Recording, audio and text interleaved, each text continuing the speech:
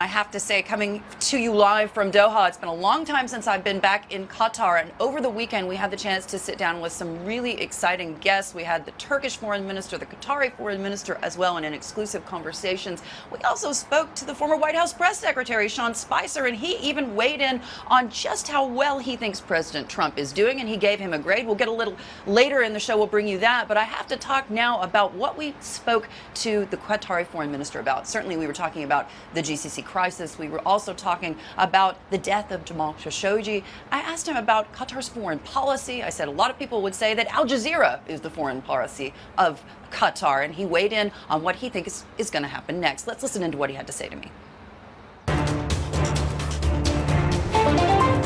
Unfortunately, there is no progress being made yet. The last GCC meeting, which was held in Riyadh, the Emir of Kuwait has put the issue again on the top of the table, and he wanted to discuss it. But unfortunately, some of the blockading countries, they want just to block this discussion.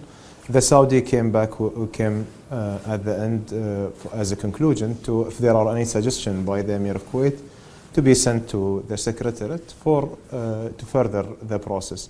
But there was some clear opposition from some of the blockading countries that they don't want this issue to move forward, and Qatar doesn't know what is the motive behind it.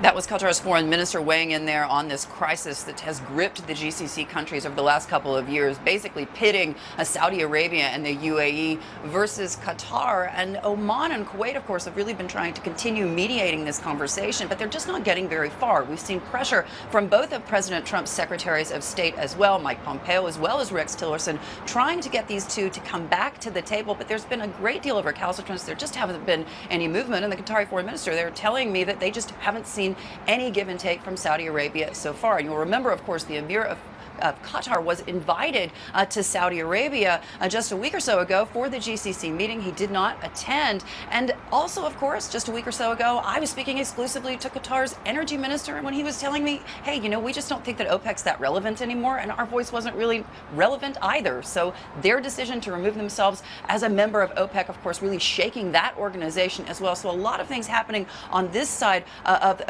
what's happened with the GCC crisis. But I have to tell you, I also had a pretty contentious conversation with Turkey's foreign minister. He was talking about the murder of Jamal Khashoggi. He said to me again and again that Saudi Arabia hasn't been very forthcoming. Now, you remember, I spoke to the Saudi foreign minister just a couple of weeks ago when I asked him about this, and I said, listen, have you heard these audio recordings that continue, more and more information about them continuing to dribble out, not just out of Turkey and Turkish media, but also, of course, out of the United States with that U.S. intel report that on Capitol Hill, they say, is a smoking gun that links the Crown Prince of Saudi Arabia to the death of Mr. Khashoggi. And of course, President Trump has continued to push back on that. And the foreign minister said, hey, listen, I haven't heard these recordings.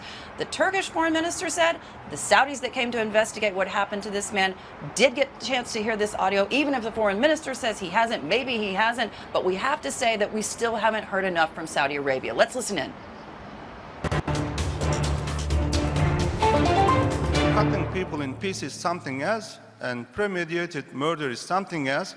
Judicial matter are totally else. So are you trying to say that it is the fault of President Erdogan that this guy was killed?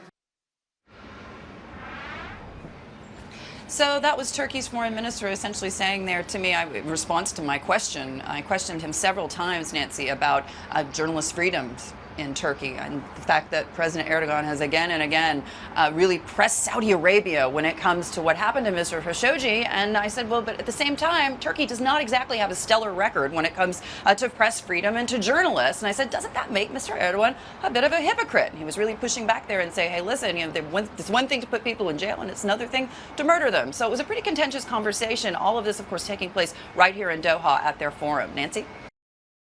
Hey everybody, it's Hadley Gamble from our new CNBC Middle East Bureau in Abu Dhabi. Thanks for stopping by. Now to watch more, you can try one of the videos that just popped up on your screen. And don't forget to subscribe.